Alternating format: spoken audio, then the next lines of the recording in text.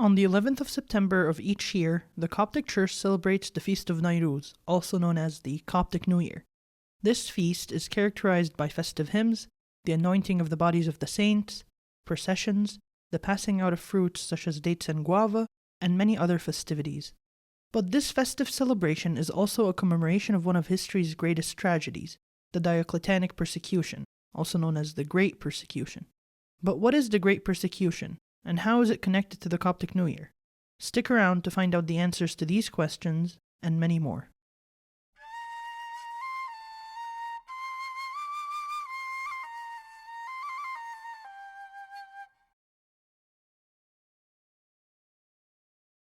The Great Persecution is the name given to the final persecution of Christians by the Roman Empire. In some parts of the empire, this persecution would last for more than a decade, from around 299 AD to 313 AD, the year that the Edict of Tolerance was published in Milan. So why were the Romans so intent on persecuting the Christians?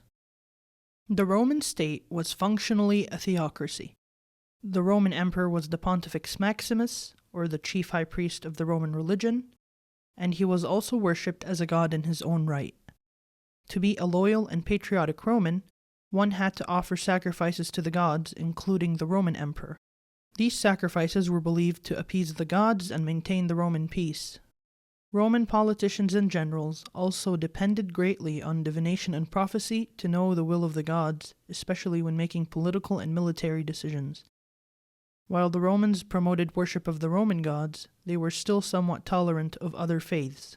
For example, during their occupation of Egypt, the Roman emperors ordered the restoration and maintenance of many of the temples of the ancient Egyptian gods, and they even built new temples. You see, due to its early exposure to Greek and Etruscan culture, the Roman religion was highly syncretic. The Romans believed that the different nations worshipped the same pagan gods under different names and attributes. And so, there was no such thing as a foreign god to the Romans. As a result, whenever they conquered a new land, they would endorse and sponsor the worship of its local gods, and would even worship these gods themselves. Many foreign gods like Isis, Serapis, and Mithras became key figures in Roman religious cults. The Romans also gave honor to religions that they felt were ancient. For example, the Romans did not impose paganism on the Jews. The Jews were recognized as an ancient group and were given official license to worship their God in whatever manner their religion mandated. Even those Jews who were given Roman citizenship were not required to worship the Roman gods. So if the Romans were willing to promote foreign religions and even tolerate the monotheistic Jews, why did they persecute the Christians? Christianity was unlike any religion that the Romans had interacted with before. To see why, let's compare it with Judaism. Judaism was an ancient religion, older than the Roman Empire.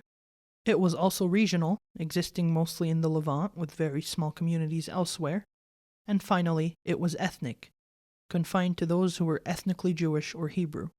The majority of other religions at this time shared similar attributes. Christianity, on the other hand, did not fit into any of these categories. It was not regional, ethnic, or ancient. Rather, it was a new religion spreading throughout the empire that was actively proselytizing to all people of all ethnic and cultural backgrounds. The Christian insistence on monotheism and the refusal to worship the emperor and the Roman gods set them out to be traitors and enemies of the Roman state, preaching a new king, Jesus Christ. The mysterious nature of Christian sacraments, especially the Eucharist, also allowed for rumors to spread accusing Christians of cannibalism and infanticide. And the Christian practice of calling all other Christians brother and sister led to charges of incest being brought against Christians. Generally, the Roman public's lack of understanding of Christianity resulted in the demonization of early Christians and the fabrication of numerous conspiracy theories about them. As a result, many Roman emperors throughout the centuries attempted to crush Christianity in order to preserve the Roman peace. Their attempts, however, were futile, leading some to describe it as a Herculean task, similar to the slaying of the Hydra. It seemed that for every Christian they killed, several would convert, and the number of Christians continued to grow exponentially despite persecution. In 260 AD, Emperor Gallienus realized the futility of the persecution of Christians and put an end to it. You see, the empire was going through what is called today the crisis of the 3rd century. This was a period of instability, invasion, civil war, plague, and economic depression, which nearly destroyed it. Seeing these many challenges he faced, Gallienus decided to turn his attention to attempting to resolve these issues rather than wasting his time playing whack-a-mole with Christianity. This period of peace between the Roman government and the Church is called the Little Peace of the Church. It would last for 40 years. As Christian rights to property were recognized, churches, cemeteries, and schools began appearing across the empire. While the Church had continued to grow steadily under persecution, the sudden lack of persecution allowed the Church to explode in size. Christians also began rising through the ranks and attained high positions within the government. This is also when we begin to see early Christian art, as Christians were now free to build ornate churches and decorate them with iconography. In 272 AD, Emperor Aurelian would even settle an internal dispute within the Church when Paul of Samosata refused to step down as Bishop of Antioch following his excommunication. Aurelian ruled in favor of the new bishop appointed by the Orthodox Church and enforced the excommunication of Paul of Samosata. It seemed that the Romans had finally accepted Christianity, and that the Church was now a Roman institution with official recognition from the emperor. But this was not the case.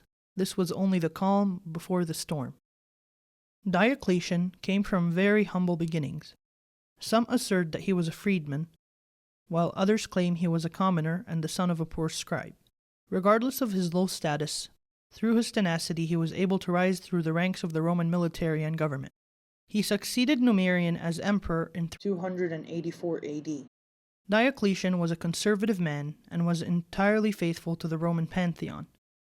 He wanted to reform the empire and bring an end to the ongoing period of crisis.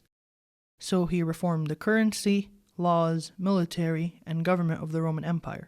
He is most remembered for instituting the tetrarchy system, in which the empire was administratively divided into Western and Eastern administrative units. Each half of the empire would be ruled by a senior emperor, called an Augustus, and a junior emperor, called a Caesar, with Diocletian, the Augustus of the East, being the most senior of the 4 emperors. This reform hoped to improve administration and put an end to the coups and succession squabbles that were characteristic of the crisis of the 3rd century. During the early years of Diocletian's reign, the little peace was held, and the Christians continued to live and worship freely. Diocletian even appointed many Christians to high ranks, and it is even rumored by some that his wife and daughter had converted to Christianity. Things began to change, however, about 16 years into Diocletian's reign. In 299 AD, Diocletian had just concluded a war with Persia and wanted to know the will of the gods. He ordered a sacrifice to be performed and diviners to interpret its entrails to predict the will of the gods in the future. The diviners failed, however, though they had made multiple attempts. They blamed their failure on interruptions in the process caused by Christians in the imperial household, who had been observed making the sign of the cross during the ceremony. Outraged by this and feeling that the Christians were dooming the empire, Diocletian decreed that all Romans in the military and public offices must make a sacrifice to the gods or be discharged. Many Christians were removed from public service, losing their status and livelihoods. Some would even lose their lives. While the emperor had not ordered for the Christians to be killed, many local governors and military generals took it upon themselves to execute those who refused to worship the Roman gods. In 302 AD, during another sacrifice which Diocletian was offering in Antioch, a deacon named Romanus interrupted the ceremony, crying out that it was idolatry and a great sin. Diocletian had his tongue ripped out and executed him. The growing boldness of Christians began to upset Diocletian, but he thought that the exclusion of Christians from public office was punishment enough. On the other hand, his co-emperor, Galerius, felt that the Christians should be exterminated once and for all. To settle their dispute and decide on a course of action, they sent to the oracle of Apollo to know the god's will. The response came from the oracle that the just on earth hinder Apollo from speaking. Interpreting the just to be the Christians, Diocletian and Galerius took this to be a command to reinstitute the official persecution of Christians, so that the gods could once more speak freely. Diocletian officially began his persecution on the day of Terminalia in 303 AD, and vowed to exterminate Christianity from the empire. He began by destroying the large church of Nicomedia, which stood across from his palace. He destroyed the church building, burned the scriptures, and confiscated the gold. The next day, Diocletian published his first edict of persecution.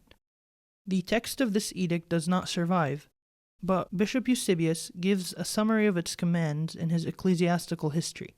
The edict ordered that all churches be destroyed, all Christian scriptures must be surrendered and burnt, all Christians were to lose their rights in the courts of justice, all Christians serving in prominent posts in the government would be discharged and lose all their status gained from their post, and that all Christians in the imperial household would lose their personal freedom.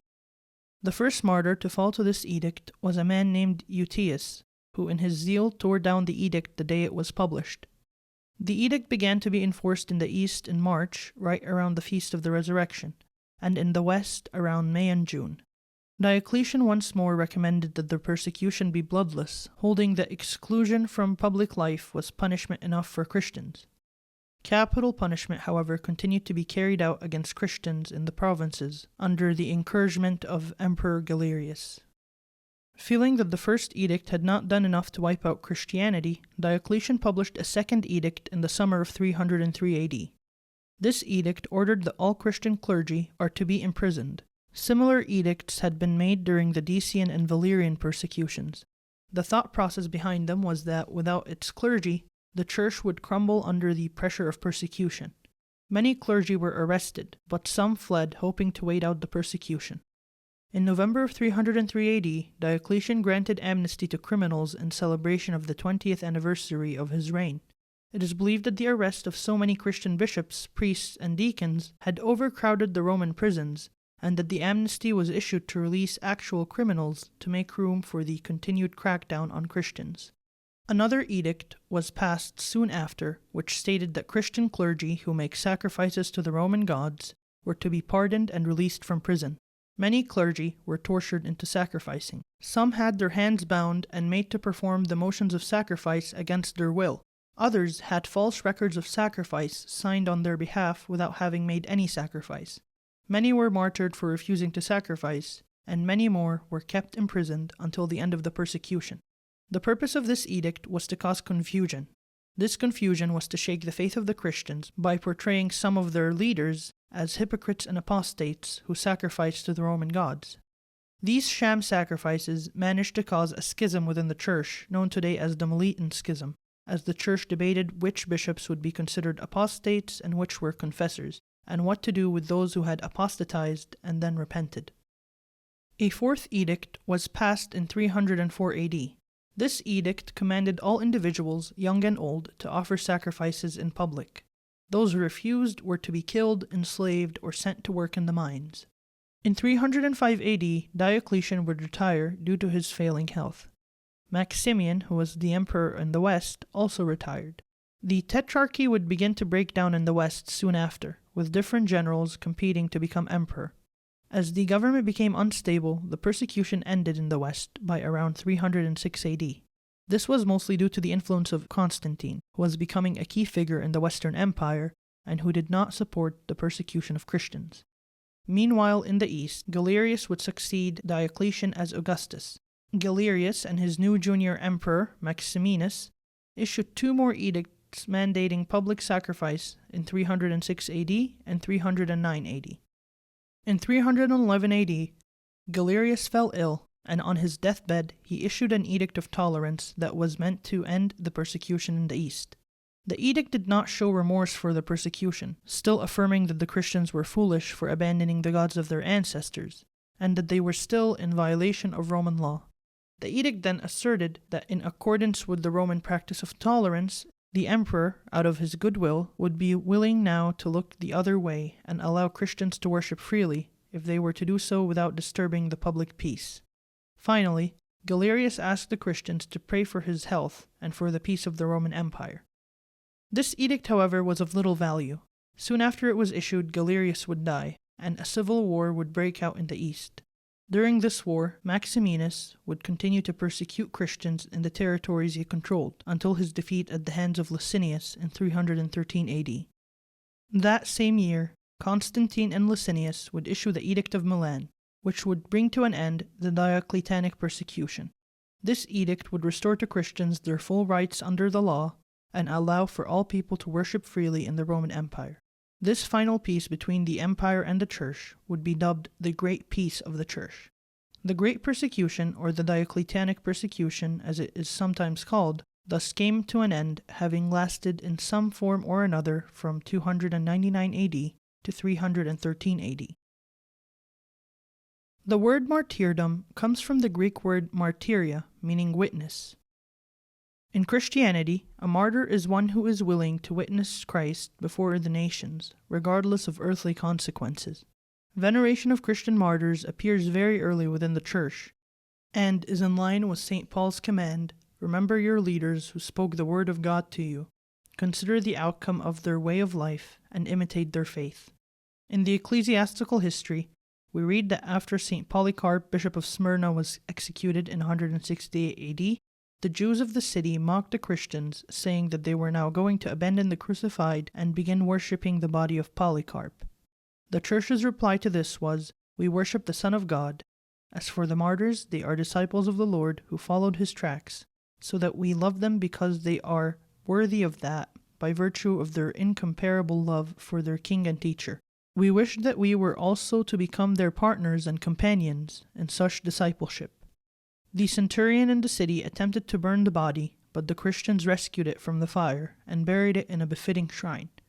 Note that the Christians spoke of the veneration of the martyrs as a habitual thing, meaning that even at this early point in church history, one generation removed from Christ himself, it had been a Christian custom to venerate the bodies of the martyrs.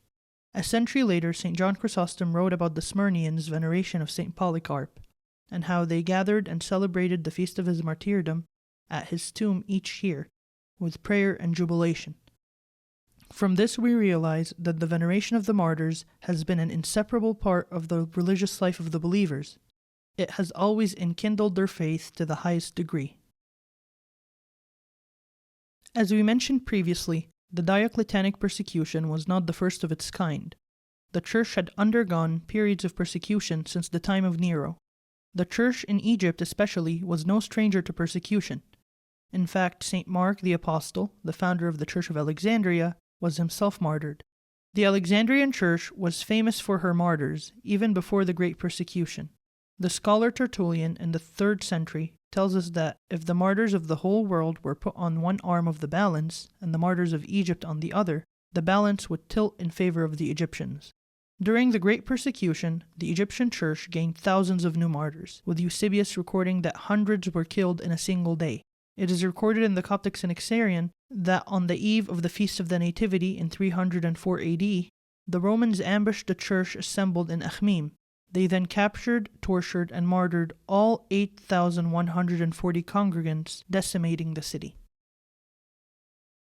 Because of the importance of martyrdom to the Church began using the date of Diocletian's accession, the advent of the last great persecution, to mark the start of the Christian era. This practice began in the 4th century, and the new era was called the Year of the Martyrs, or less commonly, Year of Diocletian. This would become the most commonly used dating method in the East. In the West, however, this dating convention was seen as commemorating and immortalizing the memory of Diocletian. As a result, in the 6th century, the West would adopt a new system devised based on the estimated year of the birth of Christ. This new system of dating would be called the Year of the Lord. While this is the modern convention that most people use today, the Copts continue to use the older convention of the Era of the Martyrs to this day.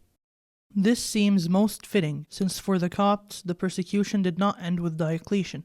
The Church of Alexandria would continue to be harassed and persecuted by the Arians, Nestorians, Chalcedonians, and later the Muslims. The Egyptian New Year was originally a celebration of the Nile flood and the Egyptian goddess Sopdet.